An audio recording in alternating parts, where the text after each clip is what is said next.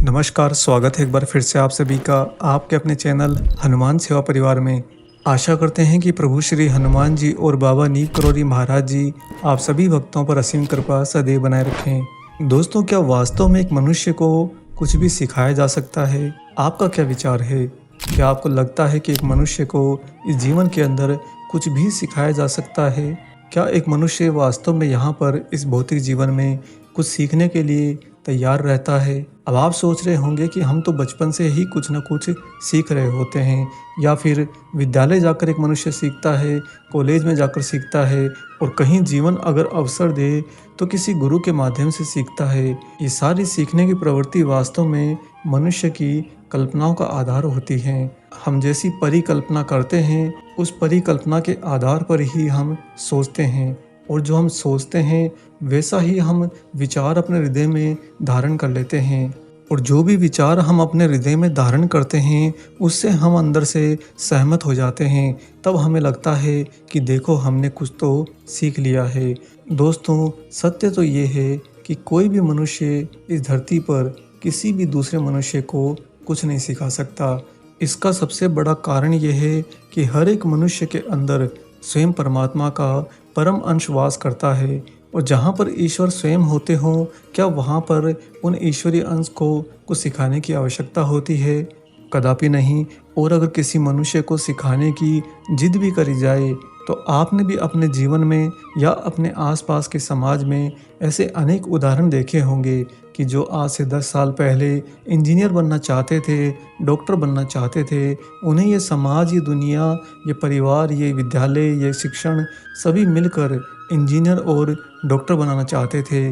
परंतु ठीक आज 10 साल बीत जाने के बाद में आप अगर उन्हें देखते हैं तो ना तो उनमें से कोई डॉक्टर बना, ना कोई इंजीनियर बना, अपितु वे तो किसी और ही मार्ग पर आगे बढ़ गए। इसका तात्पर्य तो ये हुआ कि जो कुछ भी उन्हें सिखाया गया वह सब कुछ उन्हें सीखने की आवश्यकता ही नहीं थी। बात यह है कि एक एक मनुष्य अपने जीवन में सब कुछ धारण करके आता है। ईश्वर वास्तव में हमें ना सिर्फ एक जीवन देते हैं, अपितु हमें सर्वोच्च मौका भी देते हैं। यानी कि हमारे पास में सब कुछ होते हुए हम उस सब कुछ का कैसे इस्तेमाल करते हैं, कैसे उसके द्वारा हम इस जीवन को साकार करते हैं, ये सब कुछ ईश्वर हमारे ऊपर ही छोड़ते हैं। परंतु इस भौतिक संसार में जो मनुष्य के जीवन की व्यवस्था बनी हुई है, उसके आधार पर पहले मनुष्य पर इंद्रियां हावी होती हैं, उसके बाद में मन हावी होता है, फिर मन में विकार उत्पन्न होता है, और कुछ समय बाद में वही मन का विकार बाहरी भौतिक अवस्था में छलकने लगता है, जिसे हम कहते हैं कि मनुष्य गलत आदतों में पड़ गया, गलत रास्ते पर चला गया, या फिर अपने जीवन के मार्ग से, अपने लक्ष्य से ही भटक गया।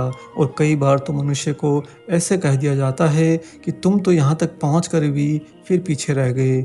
इसका तात्पर्य क्या है कि मनुष्य जो आज की इस प्रवृत्ति में पहुँचा है, इससे पहले वह अपने ही मन में उस स्थिति तक पहुँचा है, और मन से पहले वह अपनी इंद्रियों की स्थिति में पहुँचा है, और इस तरह से वह ईश्वर के द्वारा प्रदान करी गई सर्वोच्च व्यवस्था के विपरीत चल पड़ता है। और इसी कारण से मनुष्य यहाँ पर अपने जीवन में उतार चढ़ाव देखता है, सुख दुख देखता है, कम ज़्यादा देखता है, अच्छा बुरा देखता है।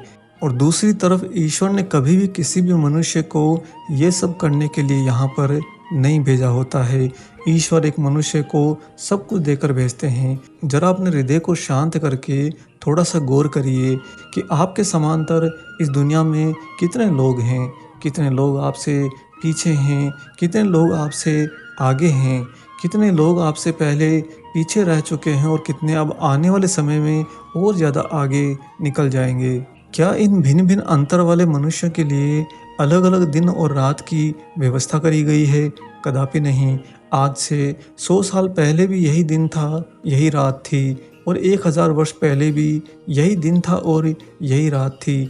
ईश्वर की पूरी व्यवस्था अपने आप में ना सिर्फ संपूर्ण होती है, अपितु सर्वोच्च भी होती है, और वही सर्वोच्च अवस्था हर एक मनुष्य के अंदर ईश्वर ने धारण करके दी हुई होती है।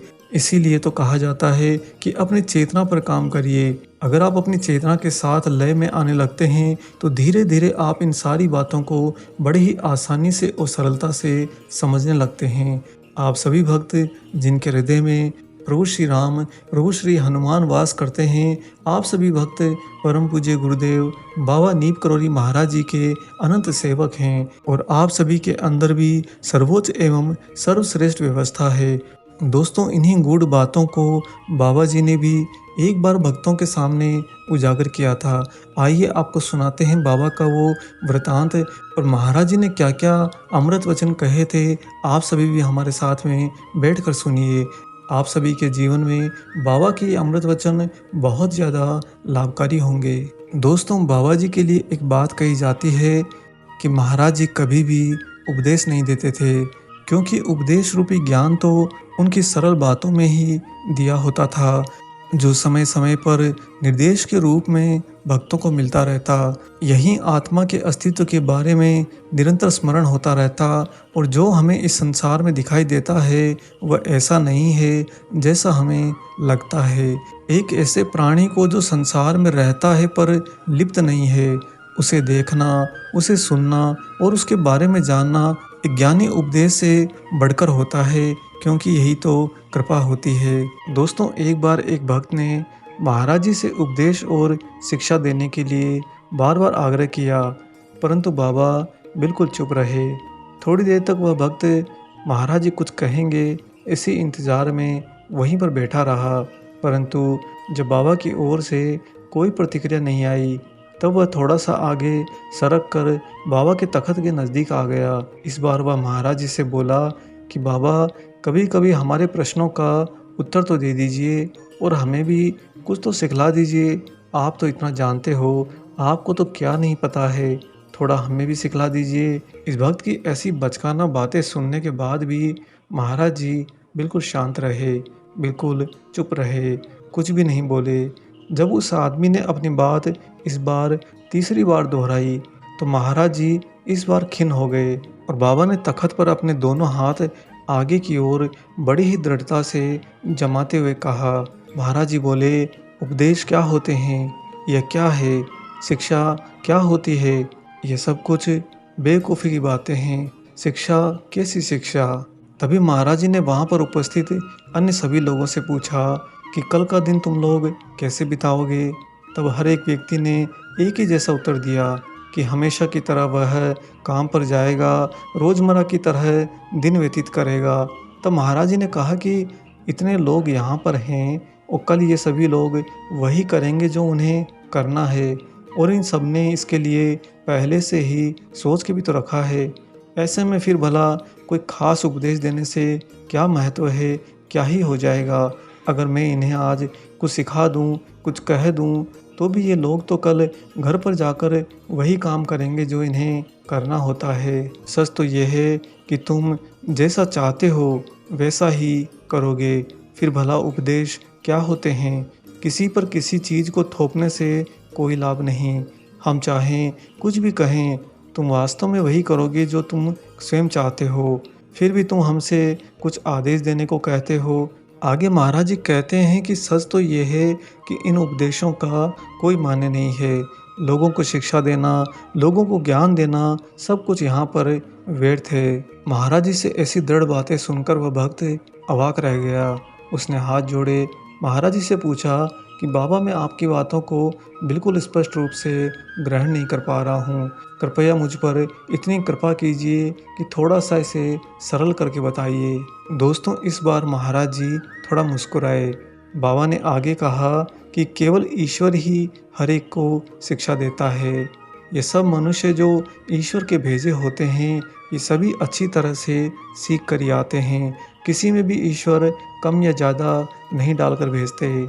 दोस्तों, महाराज जी की ये बात बड़ी ही गहरी है कि किसी में भी ईश्वर कम या ज़्यादा नहीं डालकर भेजते। इसका तात्पर्य क्या है कि ईश्वर एक मनुष्य को सर्वोच्च एवं सर्वोत्तम बनाकर भेजते हैं। बाबा कहते हैं कि एक ही सर्वोच्च शिक्षक है और उसने हर एक को अच्छे से सिखाया है। जो अपने को यहाँ पर शिक्षक जताता है वह केवल अपने अहंकार की तृप्ति के लिए ऐसा करता है। जी हाँ दोस्तों, महाराज जी की यह बात भी बड़ी गहरी और सत्य है। भक्ति का जो मार्ग होता है उस पर कोई भी मनुष्य किसी दूसरे मनुष्य को कुछ भी नहीं सिखा सकता। क्योंकि सामने वाला उसे ग्रहण ही नहीं करेगा। अब आप सोचेंगे कि क्या हमें फिर किसी गुरु के पास नहीं जाना चाहिए? क्या हमें किसी सत्संग वाले के पास में नहीं जाना चाहिए? या फिर कोई जो हमें महाराज जी हनुमान जी के बारे में, भक्ति की गूढ़ बातों के बारे में बताता है, क्या हमें उसकी बातों को नहीं सुनना चाहिए? इसका उत्तर है कि जहाँ पर आपके हृदय के सच्चे भाव रिफ्लेक्ट होते हों, यानी कि प्रतिबिंबित होते हों, वहीं पर आप उसे ग्रहण कर सकते हैं। जिसका तात्पर्य ये है कि सामने वाला उस समय जो कुछ आपको कहता है, वह वास्तव में आपको कोई ज्ञान नहीं देता, कोई शिक्षा नहीं देता, अपितु वह तो जो कुछ आपके अंदर पहले से विद्यमान है, जो आपके हृदय में पहले से ही ईश्वर के द्वारा साथ में भेजा गया है, उसी को अपने स्वयं के अंदर प्रतिबिंबित करता है। और ऐसा तभी संभव हो पाता है जब सामने वाले की जीवात्मा चेतना स्तर पर आप ही के समांतर होती है। अन्यथा कोई भी जीवात्मा आपके हृदय के भाव को कभी भी रिफ्लेक्ट नहीं कर सकती, कभी उसे प्रतिबिंबित नहीं कर सकती। और जब ऐसा संभव नहीं होगा, तब आप वास्तव में अपने आंतरिक स्तर में कोई निखार नहीं पाएंगे। दोस्तों, जिस तरह से हम एक दर्पण को देखते हैं, तो हमेशा हम अपने आप को अपने आप से ही सर्वोच्च और सर्वोत्तम की ओर लेकर जाते हैं, स्वयं को हमेशा निखार में पाते हैं। बिल्कुल ठीक यही भाव ज्ञान के लिए होता है। सत्य रूपेण ज्ञान सामने वाले में से प्रतिबिंबित होता है, रिफ्लेक्ट होता है, तभी वह आपकी चेतना के और ज़्यादा निखार के लिए उपयोगी होता है। अन्यथा कोई कुछ भी कह ले, आप उसे ग्रहण नहीं कर पाएंगे। महाराज जी इसीलिए कहा करते हैं कि हर एक मनुष्य को ईश्वर सब कुछ सिखाकर भेजते हैं।